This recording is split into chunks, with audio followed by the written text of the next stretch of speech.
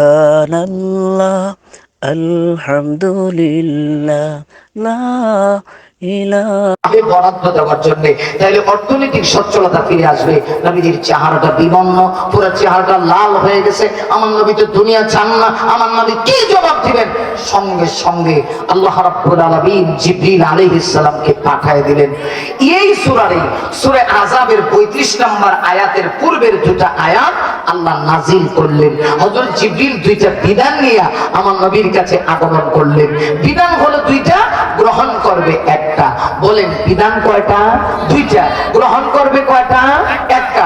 এবার খেয়াল করেন, প্রস্তাব যেটা নবীর কাছে আম্মা জান নিয়ে আসছেন, এই প্রস্তাবের জবাবে নবী কি জবাব দিবেন? নবীর অন্তরের ভাষা তো আমার আল্লাহ জানে।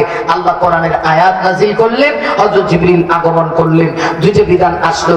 প্রথম নাম্বার বিধান খুব ভালো করে খেয়াল করবেন। আল্লাহ বলেন, ইয়া আইয়ুহান নবী, হে নবী, কুল, আপনি বলুন, ইয়া আজওয়াজিকা, আপনার স্ত্রীদেরকে আপনি বলে দিন, ইন কুনতুন্না তুরিদনাল হায়াতাদ দুনিয়া, ও আমার স্ত্রীরা, তোমরা যদি দুনিয়া চাও, দুনিয়ার ভোগ বিলাস কামনা করো, ওয়াজিনাতাহা, আর দুনিয়ার চাকচিক্যতা কামনা করো, দুনিয়াতে আরামে খাইবা, থাকবা, বিলাসময় জিন্দেগি গ্রহণ করবা, তাহলে আল্লাহ জানায় দিবেন, ফাতাআলাইনা উমাত্তিআকুন্না ওয়া উসাররিহুকুন্না সারাহান জামিলা, আসো আমি তোমাদেরকে উত্তম পন্থায় বিদায় দিব।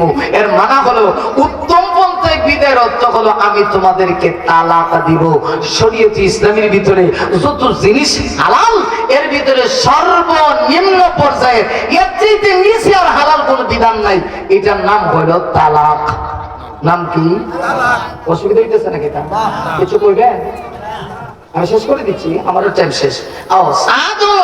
এইটা চিন্তা করেন না, কথাটা ফিনিশিং করতে দেন। আল্লাহু আকবার কোন। শরীয়ত ইসলামের ভিতরে যত জিনিস হালাল, এর ভিতরে সর্বনিম্ন হালাল জিনিসটার নাম কি? তালাক।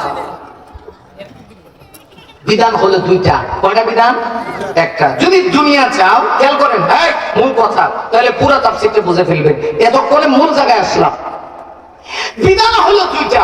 একটা হলো, যদি তোমরা দুনিয়াতে যে প্রস্তাব নিয়ে আসছো, উন্নত মানের খাইবা, থাকবা, একটু আরাম, মানে একটু আর কি স্বাভাবিকভাবে যতটুকু, এর চেয়ে বেশি না। আমরা স্ত্রীরা তো মাঝে মধ্যে স্বর্ণ গয়না দিয়েও ঠিক রাখুন জানা, কথা বলে কেন? এরকম হয় না? রাগ করে বইতে গাল বলে হপ, এমন কিটা করবে, দেও তোমার এক ভরি স্বর্ণ কিনে দিই, নাহলে তোমার নামে ব্যাংকে 2 লাখ টাকা দিই। এরপরে দেখবেন হাসান যায় না, খুশি করণ যায় না। মা এমন কাজ তুমি কইরো না গো আম্মা, আম্মা, কারণ এই দুনিয়া আসলে থাকার জায়গা না। এই রূপ লাবণ্যতা, চেহারা, এগুলা থাকবে না। কথা কোন ঠিক না? হ্যাঁ, থাকেনি। অহংকারী করলে থাকে না, বয়স হয়ে গেলেই তো চেহারা ঠিক থাকে না। এটা দুনিয়া। তো আপনি যত সুন্দর হন, ফেডের ভিতরে পায়খানার টান কি আসেনি? ওয়াজ মনে বুঝতেছে না। এখানে বিশ্ব সুন্দরী ফেডের ভিতরে ওই মহিলার ফেডে পায়খানার টান কি নাই? তাহলে কিসের অহংকার? ফেডের ভিতরে পায়খানার টান কি? সামরা নাই না সাদা? আমাকে তুমি কি লইয়া তো অহংকারী করো গো মা? তোমার বয়স যখন 40 হয়ে যাবে, চামড়া টেনে যাবে। এই জন্য সাবধান, কোন সময় তোমার স্বামীর কষ্ট দিও না, অন্তরে আঘাত দিও না।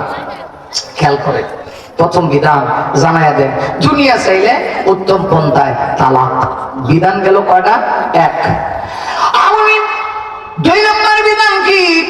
আমার আল্লাহ পুরো আয়াতের ভিতরে সেটাও জানায় দিলেন, ওয়া ইন কুনতুন্না তুরিদনাল্লাহা ওয়া রাসূলাহু ওয়াদ দারাল আখিরাহ। নবী, আপনি আপনার স্ত্রীদেরকে বলেন, আর যদি তোমরা আল্লাহকে পাইতে চাও, রাসূল পেতে চাও, দুনিয়া চাও না গো, আখিরাত পেতে চাও, পরকাল চাও, পরকালের সুখ বিলাসময় জিন্দেগি চাও, তথা জান্নাত কামনা করো, ইহকালে কষ্ট করে চলবা, পরকালে আল্লাহ তোমাদের জন্য ফাইন্নাল্লাহা আ'আদ্দা লিল মুহসিনাতি মিনকুন্না আজরান আযীমা, মহান পুরস্কারের ব্যবস্থা আল্লাহ তোমাদের জন্য পরকালে করেছে।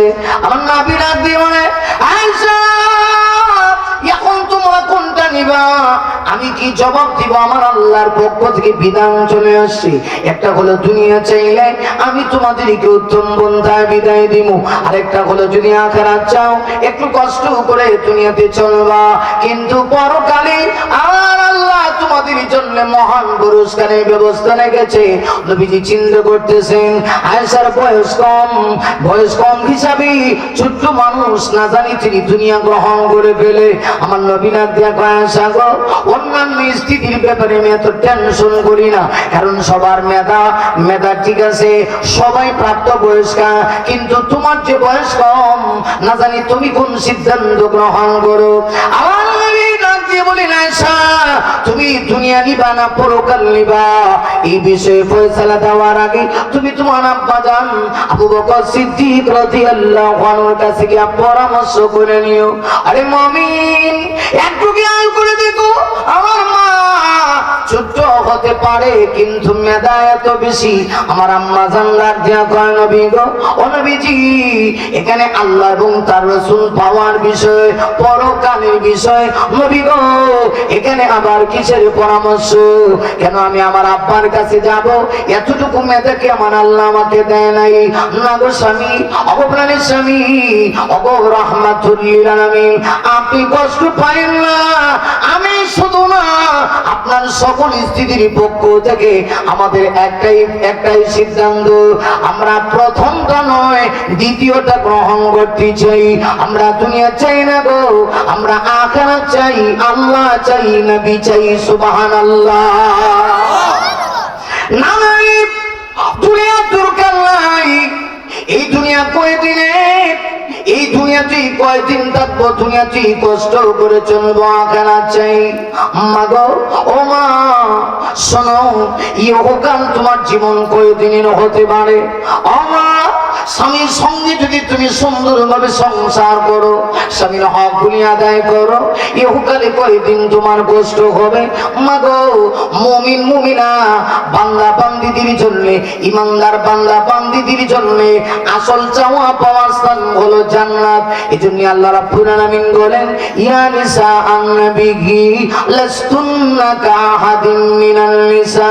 আমার আল্লাহ ডাক দিয়ে বলি, হে নবীর পূর্ণবর্তী স্ত্রীগণ, মানে নবীজির স্ত্রীগণকে উদ্দেশ্য করে, আমাদের আম্মা জানদেরকে উদ্দেশ্য করে আল্লাহ বলেন, লাস্তুন্না কাহাদিন মিনাল নিসা, আপনাদের মর্যাদা পৃথিবীর অন্যান্য মহিলাদের মর্যাদা এক সমান নয়, বরং আপনাদের মর্যাদা বহু গুণে ঊর্ধ্বে, ঠিক কিনা?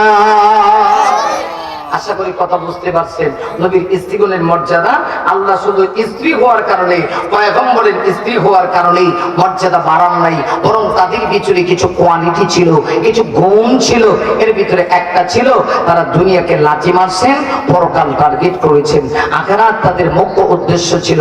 মা, তুমি দুনিয়াতে চলবা তো রঙিন এই দুনিয়া, তবে তোমার টার্গেট কিন্তু দুনিয়া হবে না। মা গো, তোমার টার্গেটটা হবে আখিরাত। আল্লাহ রাব্বুল আলামিন এইজন্যই নবীর স্ত্রীগণকে সম্বোধন করে বলেন, ইয়া নিসা আন-নবী লাস্তুন্না কাআহাদিন মিনান নিসা। হে নবীর স্ত্রীগণ, আপনার স্ত্রীগণের মর্যাদা আর অন্যান্য মহিলাদের মর্যাদা এক সমান না, হতে পারে না।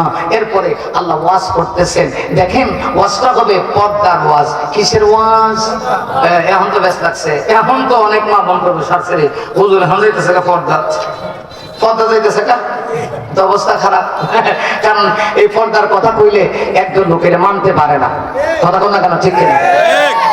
হ্যাঁ মা, আম্মা, দেখো তুমি বড় দামি জিনিস।